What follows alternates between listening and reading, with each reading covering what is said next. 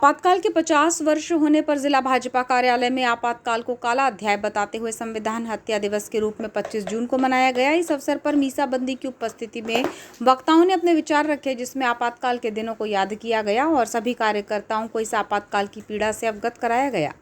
तत्कालीन इंदिरा गांधी द्वारा देश में लगाए गए आपातकाल की निंदा की गई और देश को अंधकार में धकेलने वाला समय बताते हुए संविधान की गरिमा को तार तार करने वाला निर्णय बताया गया। इसके पूर्व आपातकाल पर आधारित चित्र प्रदर्शनी का अवलोकन कराया गया। आयोजित कार्यक्रम में भाजपा महामंत्री मौसम बिसेन ने कहा कि उस वक्त जनसंघ का दौर था। सतत गतिशीलता के बाद भाजपा विश्व की सबसे बड़ी राजनीतिक पार्टी के रूप में उभर कर आई है, जो भाजपा के कार्यकर्ताओं के लिए गर्व की अनुभूति है। लेकिन 25 जून 1975 का दौर सरकार के खिलाफ जिसने भी आवाज उठाई, लोकतंत्र के लिए आवाज उठाई गई, उन्हें यातनाएं झेलनी पड़ी। तत्कालीन प्रधानमंत्री इंदिरा गांधी ने स्वयं की सत्ता बचाने के लिए, युद्ध चेतना के लिए नहीं बल्कि अपने परिवार के लिए सत्ता को बचाने के लिए देश के लोकतंत्र को अंधकार में धकेल दिया और आपातकाल 21 माह तक देश में लगा रहा। भाजपा जिलाध्यक्ष रामकिशोर कावरे ने कहा कि आपातकाल लगा तब हम जन्म भी नहीं लिए थे। इसके बारे में आने वाले कार्यकर्ताओं को बताने के लिए हमें ऐसी ही सत्ता नहीं मिली है, इतने कार्यकर्ता यूं ही नहीं मिले हैं। पार्टी के नेताओं की तपस्या है, जिन्होंने हार नहीं मानी, अपनी विचारधारा के लिए लड़ते रहे, चाहे उन्हें जेल में ही क्यों न जाना पड़े। उन्होंने यातनाएं भी भोगी, उन्होंने राष्ट्र निर्माण के लिए अपना योगदान दिया और हम यहाँ खड़े हैं। देश प्रदेश में हमारी सरकार है, हम विचारधारा के लिए काम करते हैं, उसे आगे बढ़ाते हैं। ऐसी जब भी कोई घटना होती है तो उसका डटकर मुकाबला करते हैं। आपातकाल को इसीलिए याद कर रहे हैं कि उन कार्यकर्ताओं का त्याग बड़ा है। हमने जिन्हें प्राथमिक सदस्य बनाया है, हमसे जुड़े हैं, कल हमारे कार्यकर्ता बनेंगे, आगे चलकर पदाधिकारी बनेंगे। ऐसे सभी को आपातकाल के बारे में पता होना चाहिए। इंदिरा गांधी ने आपातकाल लगाकर संविधान की गरिमा को तार तार किया था। जो भी सरकार के बारे में अपनी बात रखना चाहते थे, उनका दमन किया गया, इसलिए इसे हम काला दिन कहते हैं। भाजपा के वरिष्ठ नेता और मीसाबंदी रहे रमेश रंगलानी ने बताया कि आपातकाल की कहानी सत्ता से जुड़ी हुई है। जब इंदिरा गांधी को लगा कि अब सत्ता हाथ से गई तो आधी रात को आपातकाल थोप दिया गया। जितने भी बड़े नेता थे उन्हें जेल में बंद कर दिया गया था। देश में 1,40,000 लोगों को जेल में रखा गया था। न अपील, न दलील, न वकील। ऐसी स्थिति बना दी गई कि संसद के कार्यकाल को 5 की बजाय 6 साल का कर दिया गया था। भूलने की लोगों को आदत है, इसलिए हर साल 25 जून को आपातकाल की याद होनी चाहिए। सबको बताना चाहिए कि किस तरह कांग्रेस ने आपातकाल को थोपा था, जिसका हिस्सा पाठ्यक्रम में भी होना चाहिए। जबलपुर से पहुंचे वक्ता एस.के. मुद्दीन ने कहा कि आज से 50 साल पहले तत्कालीन प्रधानमंत्री इंदिरा गांधी ने अपना वर्चस्व गुरूर कायम रखने के लिए आपातकाल लगाया था। इलाहाबाद हाईकोर्ट में याचिका दायर हुई थी, जिसका फैसला आया और इंदिरा के निर्वाचन को अयोग्य घोषित किया गया और कोर्ट ने माना कि ये जो सरकार बनी है साम दाम दंड भेद से बनी है। उस दौर में देश के हालात विपरीत थे। कायदे से इंदिरा गांधी को संविधान के सामने नतमस्तक होकर इस्तीफा देना चाहिए था, लेकिन जनता पर अपनी हुकूमत कायम करने के लिए न्यायालय के फैसले को ना मानते हुए आपातकाल की घोषणा की। एक ही रात में हजारों लोगों को जेल में डाला गया। उस समय कोई आंदोलन नहीं और प्रदर्शन भी नहीं हो सकते थे। संविधान में गैर जरूरी संशोधन किए गए और चुनी हुई सरकार को बर्खास्त करने का काम किया। कांग्रेस ने संविधान की रक्षा करने की बजाय झूठ पर झूठ बोले और संविधान की धज्जियां उड़ाने का काम किया है। भाजपा आज सबका साथ, सबका विकास के सिद्धांत पर चलकर हर वर्ग का विकास सुनिश्चित कर रही है। अक्षरों में जिसका नाम लिखा गया आज से 50 साल पहले 25 जून 1975 देश में आपातकाल लागू कर दिया गया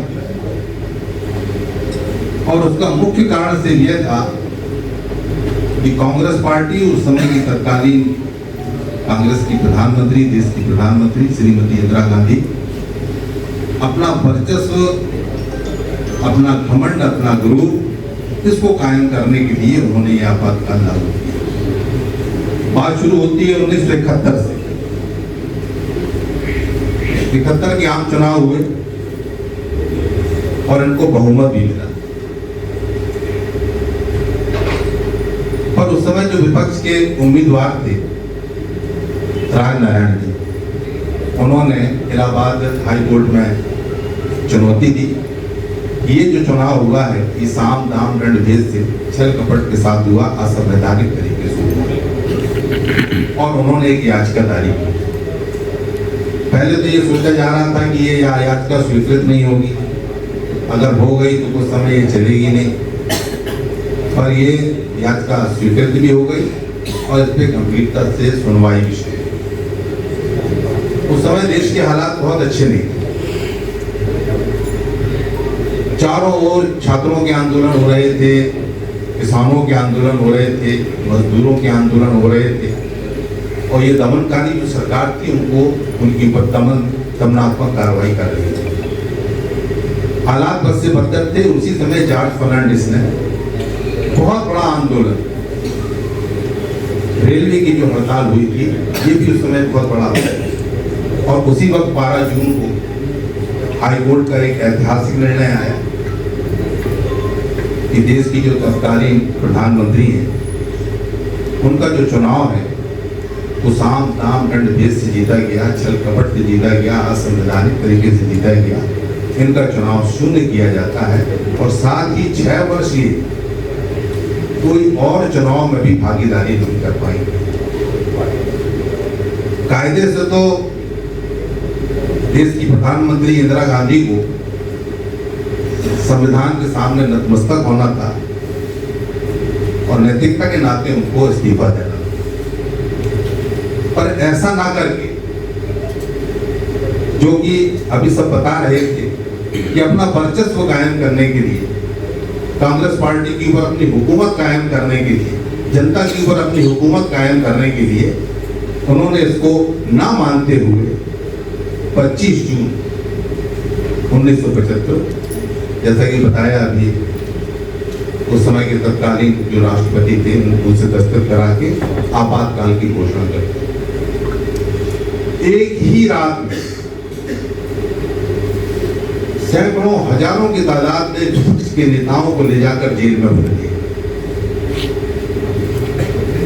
प्रेसों की आजादी समाप्त कर दी गई, उनकी लाइट बिजली काट दी गई। कोई आंदोलन नहीं, कोई प्रदर्शन नहीं, कोई लिख नहीं सकता, कोई बोल नहीं सकता। जो संविधान की बात करते हैं, इस प्रकार से असंवैधानिक काम इन्होंने पूरे देश के अंदर। हालात बद से बदतर हो गए। आप ये मान के चलिए, जैसे बता रही थी हमारी मौसम की 1,40,000 लोगों को तो जेल के अंदर था और न जाने कितने लोगों की मृत्यु हुई। ये संविधान की जो बात करते हैं,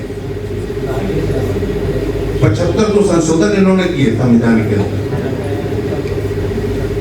और 90 से ज्यादा चुनी हुई सरकारों को बर्खास्त किया।